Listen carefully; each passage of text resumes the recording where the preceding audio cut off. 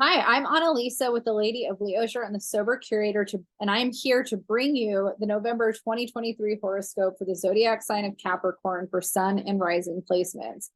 I swear I'm not stoned. I'm just tired. I've been recording videos since this afternoon and I'm trying to get through all of them. It's Halloween. I thought it would be fun to drink a lot of coffee and power through these videos, and I should have probably stopped and just called it a day, but I feel like my makeup looked too good to not try to get through all the signs. No, my lipstick's all worn off already though.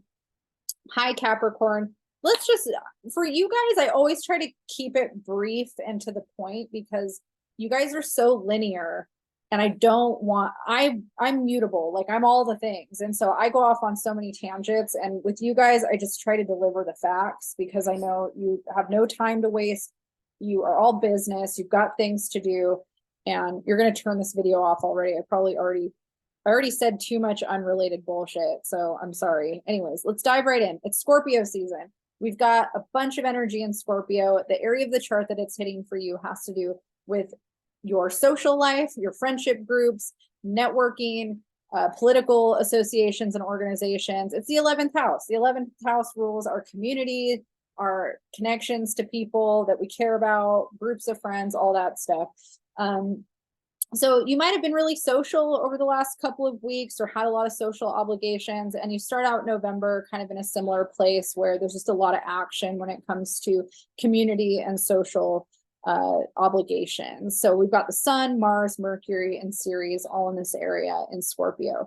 The other thing that happens too in Scorpio is that you're in a place maybe of evaluating your relationship to the groups that you associate with, your friendship circles, and maybe seeing if you're still in alignment with some of those things. Scorpio is all about transformation, death and rebirth, letting go, kind of moving away from things that no longer serve you. And so with Mars here and Mercury here, you might be in a state of reflecting on your relationships with people, and whether or not you want to get closer in some ways with certain people, or whether or not you feel like you're ready to kind of move away from maybe certain groups of people. So those are themes for Capricorn.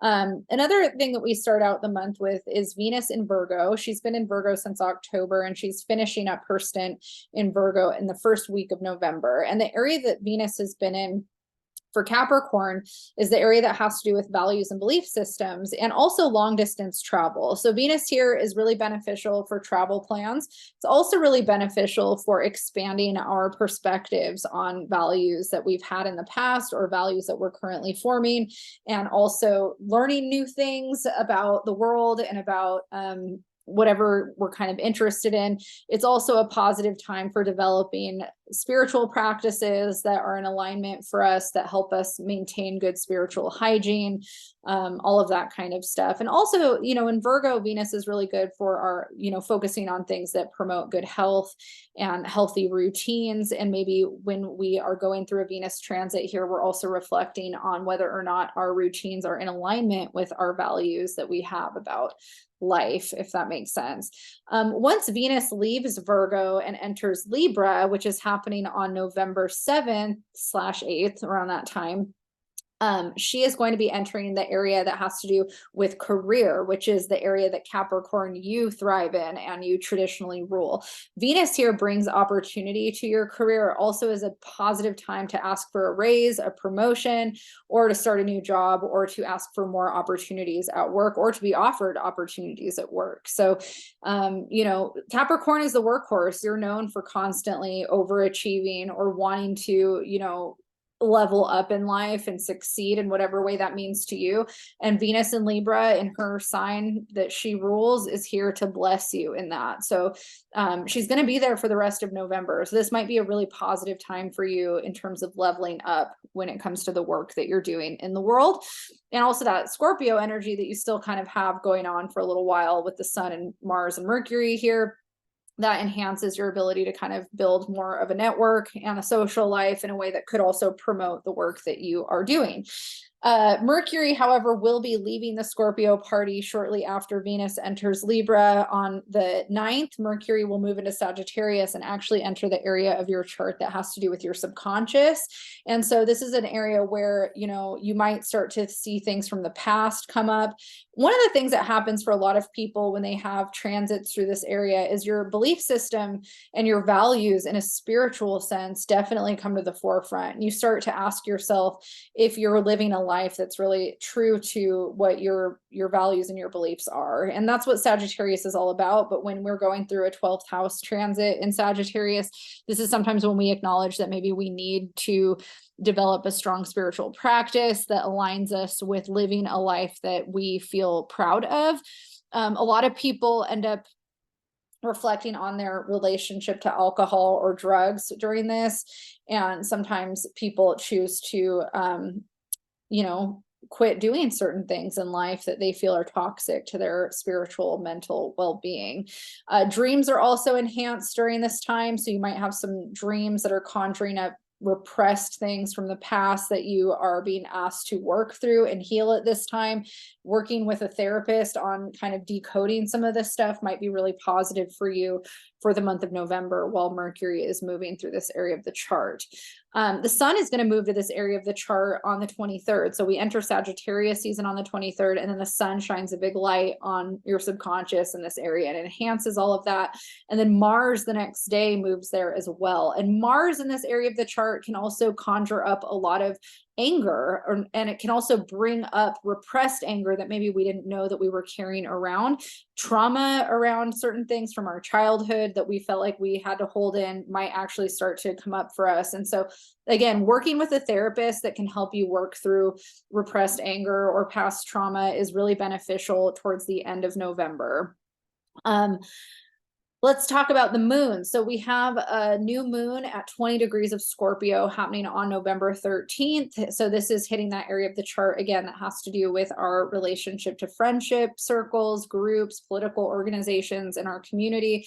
If there's a certain community that you've been really wanting to be a part of, or more community work that you want to do, or more deeper relationships with friends that you have, this is a great moon to set intentions towards that on, you know, the November 13th. Mars is also going to be a part of that. So you might feel inclined to take some action towards that during that time. On November 27th, we have a full moon at 4 degrees of Gemini, and that's hitting in the house that's opposite where we have all the Sagittarius energy and the subconscious. The full moon in Gemini could cause a lot of anxiety for us in terms of the ether, like how we feel in the air. And so because it's hitting the area that has to do with your health, you're more prone to feeling anxious and feeling like you really need some grounding or some mental stability. Your nervous system is really important to be kind of regulating during this time. But it's the area of the chart too that has to do with our actions around our daily routine and structure and our mundane routine.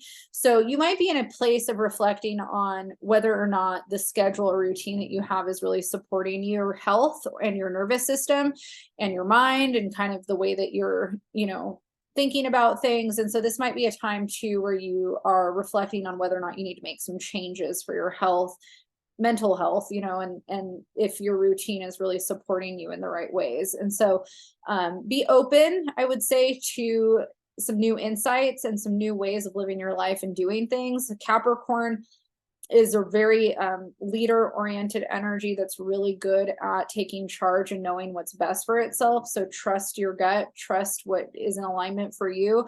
But at the same time, know that because sometimes you think that you have to do it all on your own, and you can be a little bit,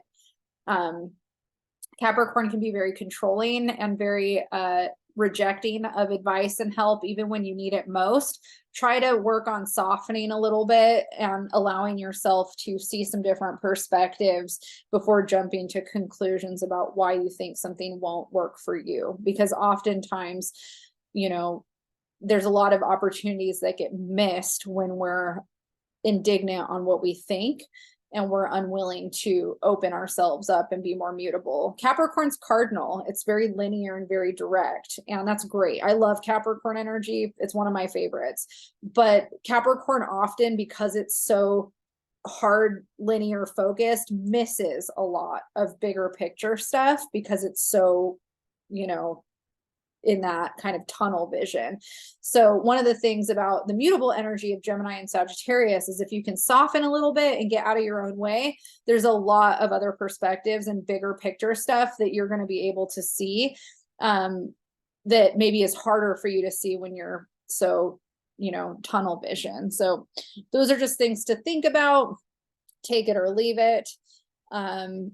I wish you the best of luck. If you like this video, hit the like, subscribe button so you get notified when I post these. I do them every month. You can follow me at theladyofleosure.com and thesobercurator.com. And I will see you all next month when we're about to enter your season. So excited for that. Goodbye.